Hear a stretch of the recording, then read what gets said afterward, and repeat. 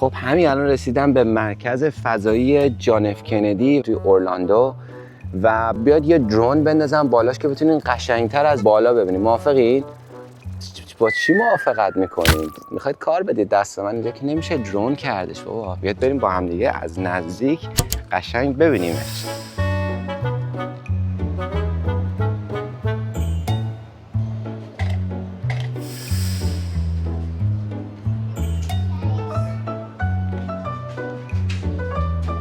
خب بلیتش هم گرفتم. اگه جالبه براتون بدونین قیمتش چقدره، $77 بود قیمتش و $15 هم قیمت پارکینگ اینجا بودش. فقط فضا رو نگاه کن که چه جاییه. خب بریم شروع بکنیم از همینجا، دقیقاً از جلوی مجسمه ناسا. نمیدونی چقدر خوشحالم، واقعاً به نظرم یه جاییه که خیلی هیجان انگیزه واسه من و فکر میکنم برای هر کس دیگه ای که به هوافضا و هواپیما و اینجور چیزا علاقه‌مند باشه هم این حس وجود داشته باشه. فقط شما اینجا روبروی من نگاه کنید ببینید چه چیز باحالی من دارم میبینم. این ورودی این پارک هستش و بریم با هم دیگه نگاه کنیم ببینیم که چی منتظرمونه اینجا.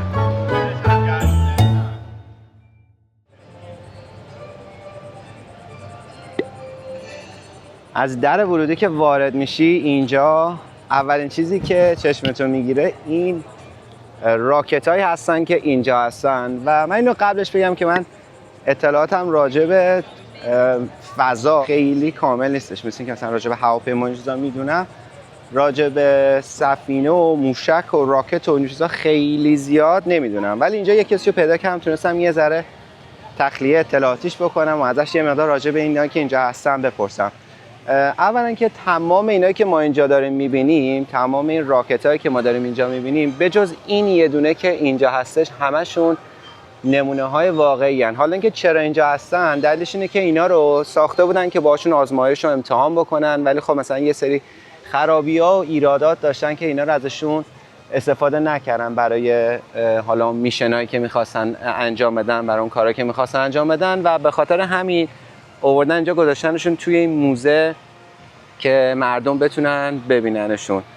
و یه چیز خیلی جالب که داشتش بهم میگفتش این بودش که اصلا ازم پرسید که میدونی چرا آمریکایی‌ها رفتن دنبال این که اصلا بخوان برسن به فضا، و من خب اینو تقریبا میدونستم و بهش گفتم احتمالاً به خاطر اینکه میخواستم با شوروی مسابقه بذارن که یا یه مسابقه راه افتاده باشه، میخواستم ببینن کی میتونه زودتر پیشرفت کنه. گفتش که آره داری اینو درست میگی و شروع کرد برام این مقدار توضیح دادن راجع به این موشک‌هایی که اینجا هستن و بهم گفتش که این یکی از اولین موشک‌هایی هستش که آمریکا ساخته و حالا به اینم میرسیم که گفتش تمام این موشک‌هایی که اینجا می‌بینین به جز این که اینجا هستش و اینی که اینجا هستش، تمامشون بیشتر برای مصرف‌های نظامی ساخته شده بودن و اون موقع هنوز به این فکر نمی‌کردن که بخوان آدم رو به فضا بفرستن. البته بعدها این نمونه که اینجا هستش رو روش کپسول نصب که الان اینجا هستش که بریم با هم دیگه داخلش رو هم ببینیم، هم که من دارم توضیح میدم.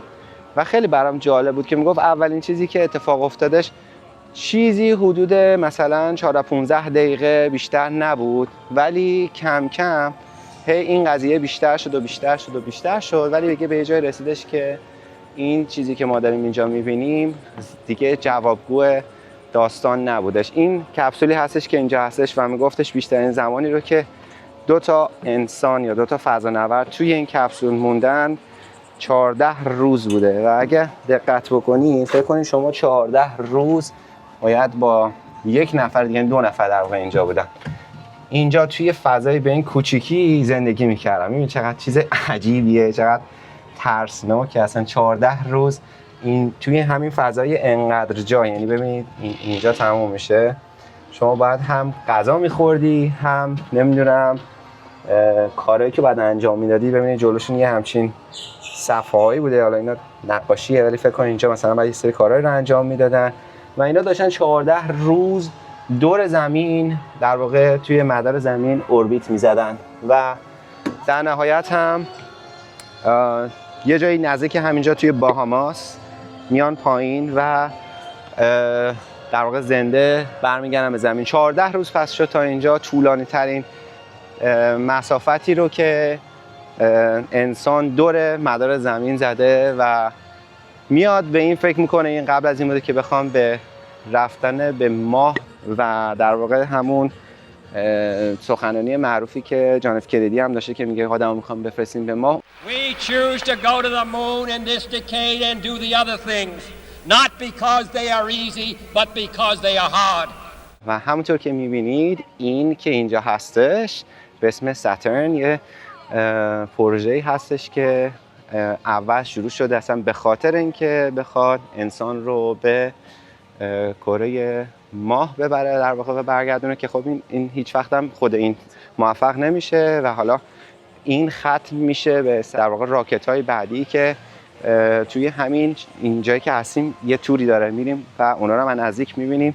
و یه چیز خیلی جالب بخوام بگم، این عملیاتی که حالا آپولو 11 اینا باشه همشون از همینجا انجام شده، یعنی همشون دقیقاً از همینجا لانچ شدن و یه مرکزی هستش که تقریباً از اینجا خیلی دور نیست و هنوزم که هنوز داره این اتفاق برای ناسا و برای اسپیس ایکس از همینجا میفته، یعنی خیلی دور نیستیم از تمام این داستانایی که داریم میگیم. این رو هم نشونش میدم که دیگه تقریباً میشه گفتش که از آخرین جنریشن هایی بوده که ساخته شده و گفت بیشتر جی پی اس هایی که ما امروز توی گوشیامون و تلفنامون و چیزاشون استفاده میکنیم اینا از این در واقع راکت استفاده شده برای فرستادنشون.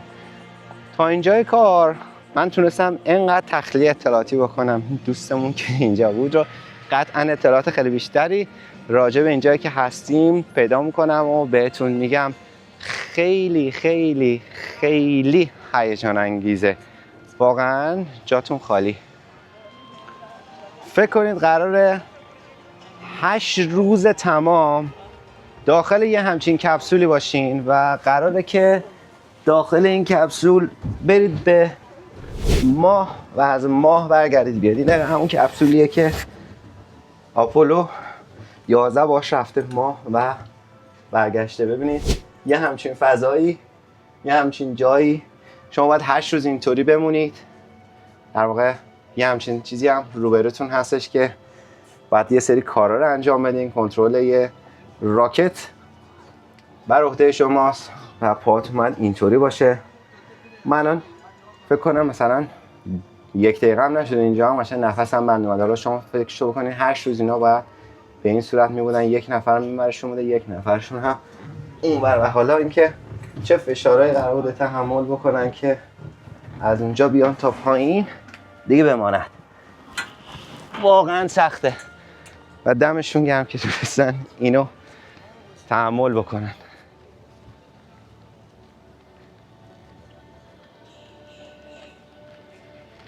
هوا بس ناجوان مردانه گرم هستا. ببینید فقط یه جوین که خنک گرفتم که یه ذره بتونم خنک شم و بتونم ادامه بدم. البته همه جاهاش بیرون نیست مثل این، من میخوام بیرونشو زودتر کارشو تموم کنم چون مطمئنم بعضا گرمتر میشه و بعدش میریم حالا داخل این سالونا قطعا هوا بهتره.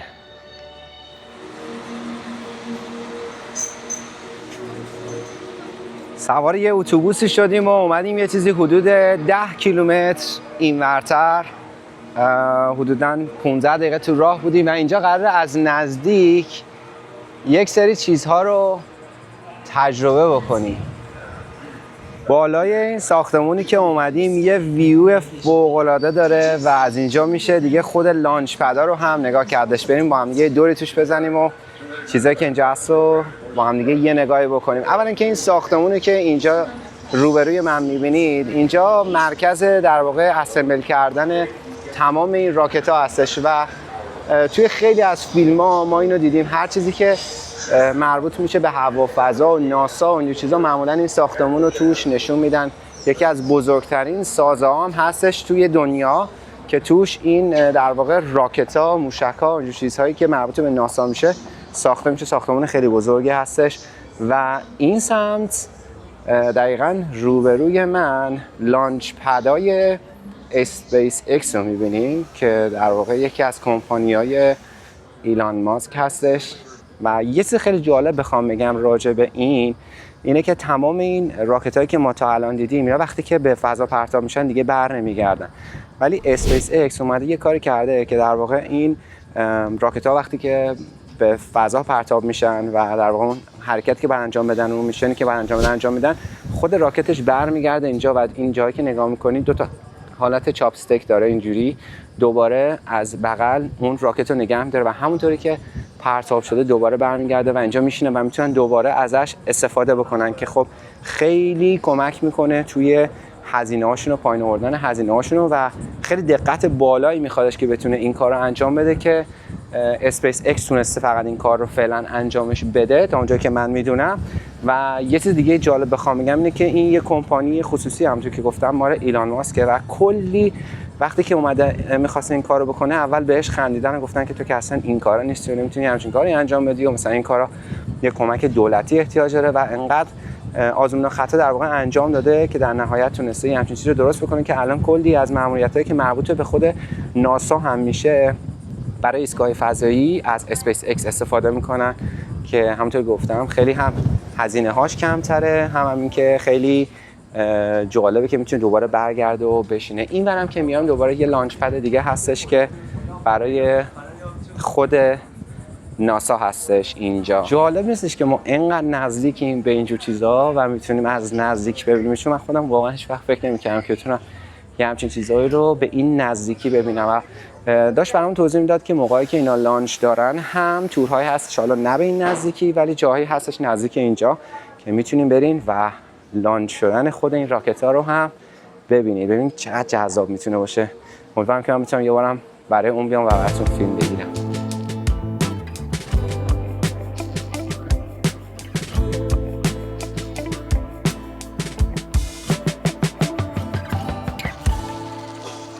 خب یه اتوبوس دیگه سوار شدم و اومدم رسیدم اینجا آپولو سنتر هستش و منتظرم که درای اینجا باز بشه بریم توش. قراره هر 15 دقیقه یک بار یه شوی اینجا برگزار بشه که منتظرم برم اون رو ببینم. احتمالاً راجع به سفر انسان به کره ماه میخوان اینجا داخلش صحبت بکنن. اینجا هم یه دونه نمیدونم نش میگن مونروور بهش میگن یا چی بهش میگن، احتمالاً مونروور باشه و اینجا هم قدم‌های انسان رو میبینیم روی کره ماه به این صورت و اینجا هم دسته هاشه که میتونیم اینو کنترلش رو کنیم. البته خب این مدل الکیه واسه بچه‌ها اینجا درست کردن. منتظر میشم در اینجا باز بشه و بریم داخل ببینیم که قرار چه اتفاقی بیفته.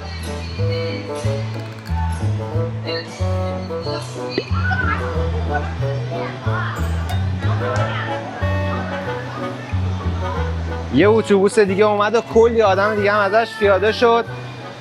یه چیزی که همه یه دفعه متوجه شدن اینه که اینجا پر از پشه. پیشنهاد میکنم اگه قرار شدش بیاین اینجا حتما به خودتون از این اسپری پشه بزنید. ببینید همه دارن اینجا خودشونو میخارونن و پشه همه رو زده. ببینید پای همه تقریبا میشه گفت اینجا اذیته. تا باز تو زندگی به اینقدر پشه ندیده بودم. پشه هاش هم سیاه و لش قشنگ میشینن رو دیگه نمیخوان بلند بشن. قشنگ فکر کنم همه پنیک کردن از شدت این پشه ها. همه دارن میرقصن با این پشه ها رسما. آقا باز کن اون در جون مادرت، پشه ها خوردنمون. You can relive the experience of Neil Armstrong's historic landing and first steps on the moon. This is the firing room, launch control for the Apollo missions. This is not a mock-up. These are the very consoles we sat at when men first took off to fly to the moon. اینجا دقیقاً پشت سر من اتاق کنترلی هستش که از طریق همین دستگاهی که اینجا می‌بینیم آپولو 8 رو کنترل کردن و اولین اوربیت یا دور رو تونسته بشر دور کره ماه بزنه و دوباره برگرده به زمین و خیلی قشنگ این شو رو درست کرده بودن. نشون میدادن که دقیقاً چجوری این اتفاق افتاده با ثانیه‌های دقیقش و این بالا تصویرهایی که داشتش روی مانیتورها پخش میشد و تمام این دستگاه همونطوری که باید دقیقاً تو اون ثانیه عمل میکردش برنامه‌ریزی شده بودش که داشتش دقیقاً نشون میداد که چجوری این اتفاق افتاده. فوق‌العاده بودش این شو.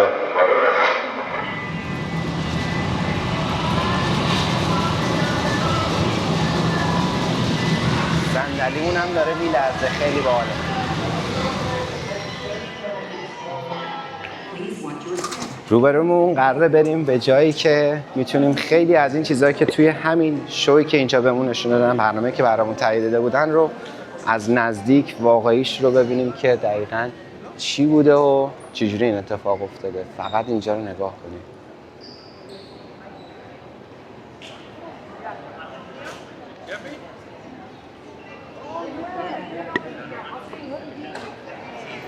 همون ما تقریبا راجع به آپولو یا این عملیات آپولو 1 آپولو 2 این چیزا زیاد شنیدیم و دقیقاً پشت سر من اینجا این راکتی رو که نگاه میکنین راکت ساترن 5 هستش که برای بیشتر عملیات‌های آپولو از همین راکت استفاده شده که واقعاً هم غول‌پیکره. حالا اگه بخوام توضیح بدم که داستان این قضیه چیه، از آپولو 8 که در واقع انسان میره و یک دور کره ماه رو میزنه و برمیگرده، همین چیزی که شما میبینید الان بالا سر من از همین راکت استفاده شده بوده برای این کار. ولی از در واقع آپولو 8 تا آپولو 11 که برای اولین بار انسان روی کره ماه قدم میذاره، 2 تا عملیات خیلی بزرگ دیگه انجام میشه. در واقع عملیات آپولو 9 و آپولو 10 که بتونه این چیزی رو که ما داریم اینجا می‌بینیم اسم لونار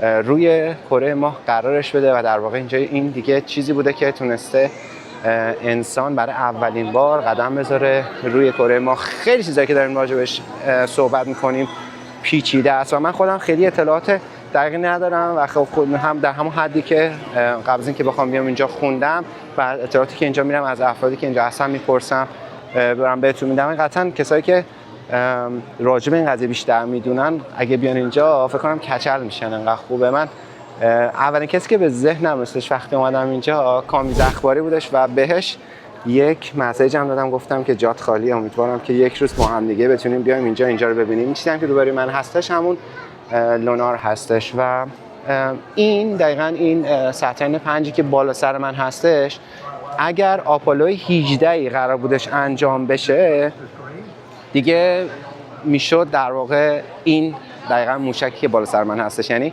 تمام این چیزایی که ما اینجا می‌بینیم هر دفعه که این عملیات ها انجام می‌شده دیگه بر نمیگشته، فقط یه قسمت کوچیکیش که در واقع اون فضانوردا باش برمیگشته به زمین و تمام اینا هی توی فضا ازشون جدا می‌شده و دیگه بر نمیگشتن زمین. و آره جالب بود برام که این میتونستش آپولو 18 باشه. اما برای این دیگه هم جالب بود که رفتم اینجا از این مسئولی که اینجا بودش پرسیدم، گفتم که خب چند تا آپولو آدم ها رفتن اینجا. از آپولو 11 گفتش که رفتن تا اگر اشتباه نکنم 17، حالا عددش این پایین می نویسم، و 16 و آپولو 17 در واقع گفتش که دیگه شروع کرده برای همین ایستگاه فضایی که الان ما راجع بهش میشنویم خیلی، در واقع ماژولای اولیه اون ایستگاه فضایی رو برده با خودش و الان هم هی داره بهش اضافه میشه و همون اسپیس اکسی که اون من نشون دادم دیگه الان از اون استفاده میکنن برای هر چیزی که میخوان اونجا ببرن و بیارن و اگه قرار باشه که در واقع فضانوردا رو ببرن و بیارن از اون استفاده میکنن. و در واقع گفتش که از همین ساترن 5 برای این هم استفاده شده که باز برای من خیلی جالب بودش. امیدوارم که توضیحاتم اندازه‌ای باشه که برای خودم جالب بوده بتونم توضیحش بدم دیگه، چون من دارم همزمانی که اینو یاد میگیرم هم توضیح میدم. امیدوارم که برای شما هم همینقدر جذاب باشه، ولی انقدر هیجانش برای من زیاده که دوست دارم هر چیزی که اینجا یاد میگیرم یا میپرسم سریع به شما هم میگم که شما هم یاد بگیرید. تمام این مسیری که ما رفتیم و برگشتیم طول مسیری بودش که در واقع ما این ساترن 5 رو که الان اینجا پشت سر من موتوراشو دوباره میبینید یک بار تا انتهاش رفتیم و برگشتیم. ببینید چقدر بزرگه واقعا این قضیه، خیلی حجمش عظیمه.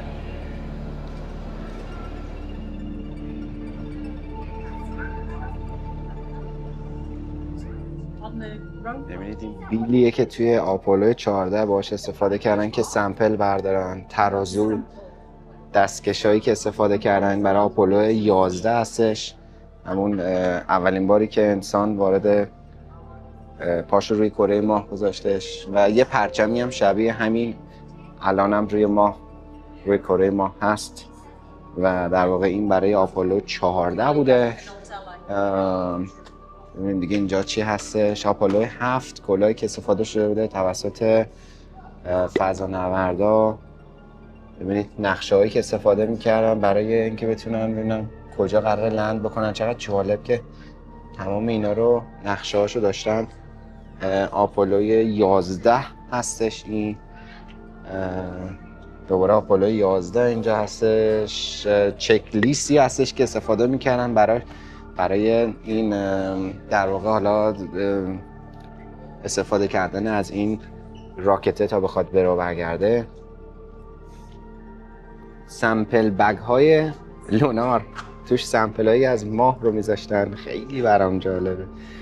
اینجا هستش میگه چی هستش. یکی از دیسپلی هایی که استفاده شده بوده برای آپولو 14.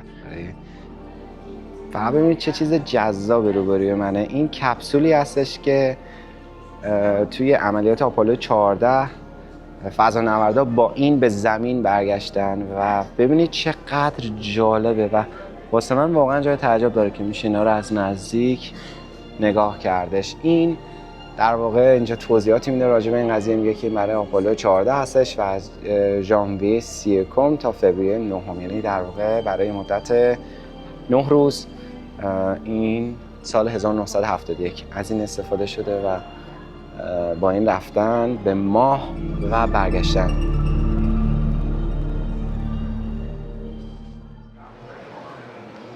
اینجا همطور که می‌بینید یه تیکه از ماه رو گذاشتن که شما میتونید اینجا لمسش بکنی ببینید جنسش چه شکلیه. به نظرم بیشتر شبیه یه آهن میمونه تا سنگ. خیلی جنس سفتی داره و برام جالبه که اینقدر سیاهه، چون چیزی که به نظر میرسه البته خب اون در واقع با آفتاب نوره که ما سفید می‌بینیمش، ولی تقریبا فکر کنم همه ما فکر بکنیم که ماه باید سطحش سفید باشه، ولی این سنگ تا میشه سیاهه. خب تا اینجای کار به نظرم این قسمت اینجا این مجموعه که اومدیم از همه جاش جذاب‌تر بوده و دو تا چیز خیلی جالب داشتش. یکی راجع به همون لونار توضیح میداد توی ویدیویی که بودش و یکی هم راجع به اصلا خود همین عملیات آپولو، از آپولو 8 و به بعدش که چجوری اصلا انسان در واقع پا روی کره ماه گذاشتش و برام خیلی جالب بودش. چیزی هم که میخوام براتون نشون بدم، ببینید تمام این ساترن 5 رو که من دارم نشون میدم اینجا الان توی این فیلم و حالا همونطور که راه میرم توضیح میدم، میخوام بهتون بگم که چقدرش به زمین برمیگرده. تمام اینا توی مسیر جدا میشه و میفته و این همچنان که راه میریم اینور مدالا رو هم نگاه کنید. اینم خیلی جالبه. مدالای مختلف مثلا آپولو 11، آپولو 10 و هر کدومشون تا حالا برسیم به اون آخریه و از اینورم که اومدیم خب از آپولو 1 شروع شد. ببینید الان اینجا قسمت اول کار تمام شد که اصلا فکر می‌کنم این همون ابتدای کار میفته و دیگه احتمالاً فقط تا جو زمین باشه و از اینجا به بعد دیگه این شروع میکنه به کار کردن و میادش اینجا به ترتیب تا بعدی. بعد داشتم میگفتم که خیلی برام جالب بودش این قسمتش. این یکی دیگه از چیزایی بودش که بسیار جالب بودش. اگر اومد اینجا حتما این قسمتش رو هم ببینید که در واقع مثل یک موزه بودش که تمام چیزا رو گذاشته بودن داخلش و فیلمش رو کامل گرفتم و گذاشتم و ببینید باز اینجا قسمت بعدی جدا شد. اونا هر کدومشون خیلی بزرگن. این از نزدیک بعد ببینید که متوجه شید من چی دارم میگم.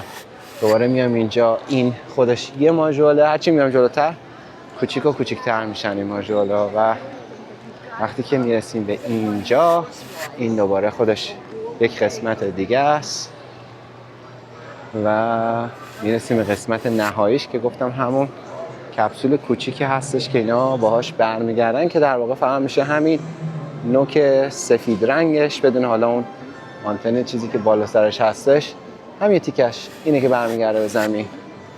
و اگر میخوایم بدونیم که اندازه واقعیش اون چقدره، اینجا یه دونه‌شو گذاشتن در واقع یه همچین چیزیه که حالا خب واقعیش هم داخل بودش که بهتون نشون بدم مال آپولو 14 که باش برگشته بودن زمین، اونجا گذاشته بودن توی موزه و میتونید ببینید همین. این تنها چیزیه که از تمام این مجموعه‌ای که من بهتون نشون دادم برمیگرده به زمین. اینم که خب لونا هست و اونجا هم داره نشون میده که فضانوردا پاشون گذاشتن روی کره ماه، پرچمو بساط کردن و اینجا هم داره نشون میده که روزنامه‌ها و تمام تلویزیون‌ها اون موقع فقط داشتن راجع به این قضیه صحبت می‌کردن.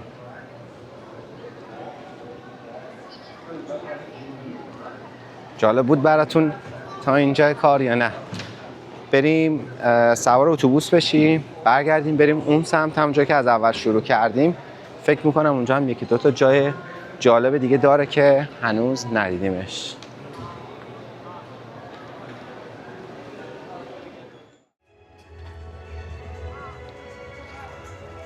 توی فرهنگ آمریکایی‌ها یه چیزی هستش به اسم مونشات و اشاره به این داره که کار نشد نداره و واقعا وقتی آدم یادش اینا رو میبینه که چقدر سختی کشیدن که مثلا برن به ماه و قدم بذارن روی ماه و برگردن و چقدر آدم‌ها این وسط مثلا کشته شدن، جونشون از بین رفته و اینجور چیزا. آدم میفهمه که حالا این داستان مونشاته چیه.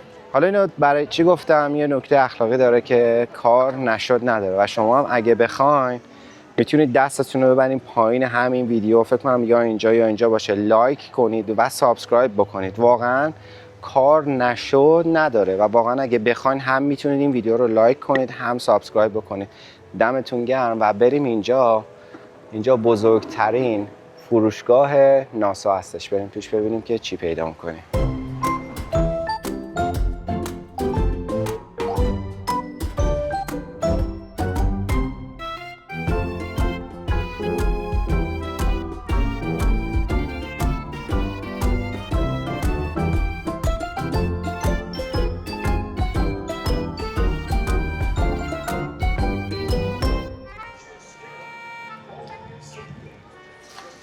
خب چشم بازار رو کور کردم و رفتم یه چیز خریدم. اولا که یه دونه مگنت خریدم برای اون دیوار مگنتامون که حالا بعدا میریم با هم دیگه اونجا نصبش میکنیم، تو اینستاگرام میتونیم ببینینش.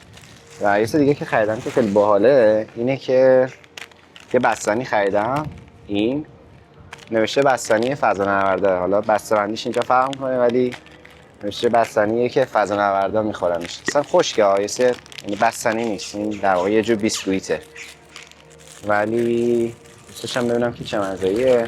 ببینید قیافش فقط شبیه بستنی اونه. احتمالاً وقتی دلشون هوس بستنی میکنه اونجا شیر و داستانا که نمیتونن بخورن، احتمالاً یه چیزی مثل بیسکویت باشه. اون چیه؟ هر چیز افتضاحیه، شیرینه.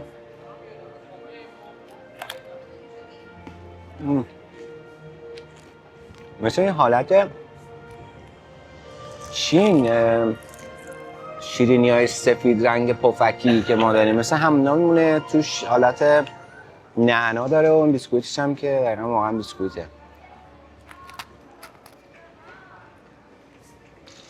برم ولی به عنوان بستنی اصلا نمیشه جاش زد. شاید کلاغا بیشتر از من باشه. بیا کلاغ. اوه رو هوا زد، نگاه کنیم. کلاغا بیشتر از من باشه حال کرد. بازمش بریم. بیا. عجب دله‌ایه. اینم از بستنی آدم فضاییه. آدم فضاییه که نه، فضانورد.